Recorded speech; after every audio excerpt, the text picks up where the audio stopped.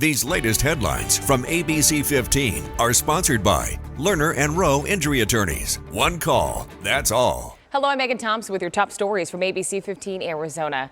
It is Weather Action Day as the extreme heat sticks around, and we know these hot temperatures can be dangerous and even deadly. The latest data from Maricopa County shows there have been 14 confirmed heat-related deaths so far this year, with 234 others still under investigation. Now, ABC15 is finding out nationwide the heat wave over the past week or so is to blame for at least 28 deaths. Many of those were recorded in California, Oregon, and here in Arizona.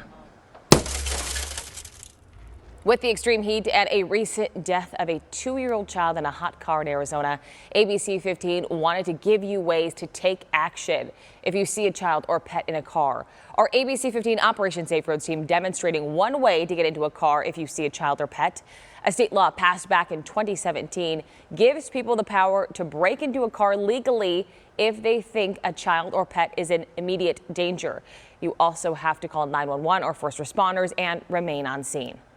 Some things to look for a child in distress would be profuse sweating, crying, or maybe there's no activity. Maybe they're passed out and shallowly breathing. For animals, especially our dogs and our cats, they can't sweat, and so that can be really difficult to see. Now, if you do end up having to break in, make sure you go for a window that is away from the child or pet.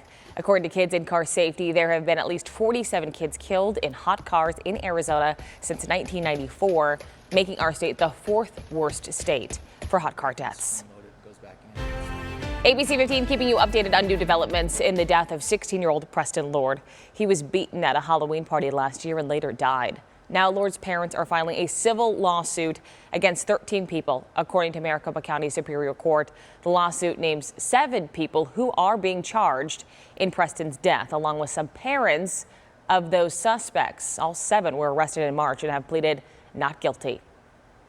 Asked and answered, we're following up on an ABC15 viewer email we received. A woman in Sun City West was concerned about why she was mailed 2 ballots for the upcoming primary election. The ABC15 political team spoke with Maricopa County Stephen Richer, who explained people might be sent another ballot if they make last-minute changes to their voter registration. Previously, she had been registered as independent. Her ballot packet was all set to go in the mail. Then she changed her political party affiliation, and so that triggered a new ballot packet. But as soon as a new ballot packet is triggered and sent out to the voter, the first ballot packet is deactivated.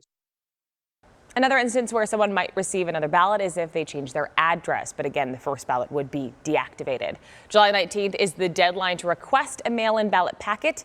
If you have a question or concern, we want to hear from you. Email us at share@abc15.com. Well, you never know what you'll see on your morning commute, and this definitely made for a wild day as a huge lizard ran along the Loop 101 and 7th Street. We watched as the Phoenix Herpetological Society had to help wrangle this lizard, and we learned it has quite the story.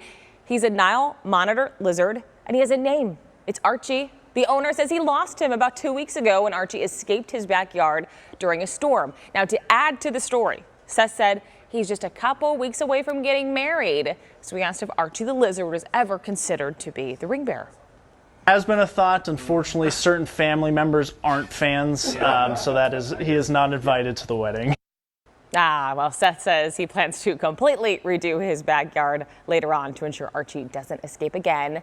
Now, by the way, this type of lizard is not native to Arizona, but it is legal to own.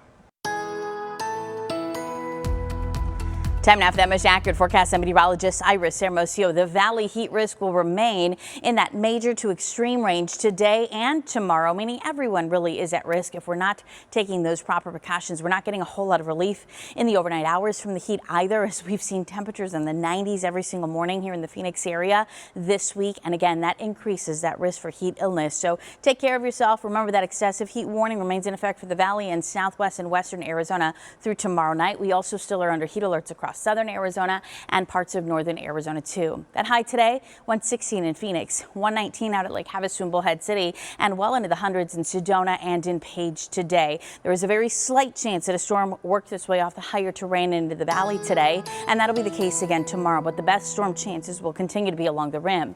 And then this weekend, that monsoon moisture goes up, which means humidity climbs too. We'll see better storm chances Saturday and Sunday, with storm chances continuing next week. For the latest headlines, weather, and traffic, head to ABC15.com or download the free ABC15 mobile app. These latest headlines from ABC15 are sponsored by Lerner and Rowe Injury Attorneys. One call, that's all.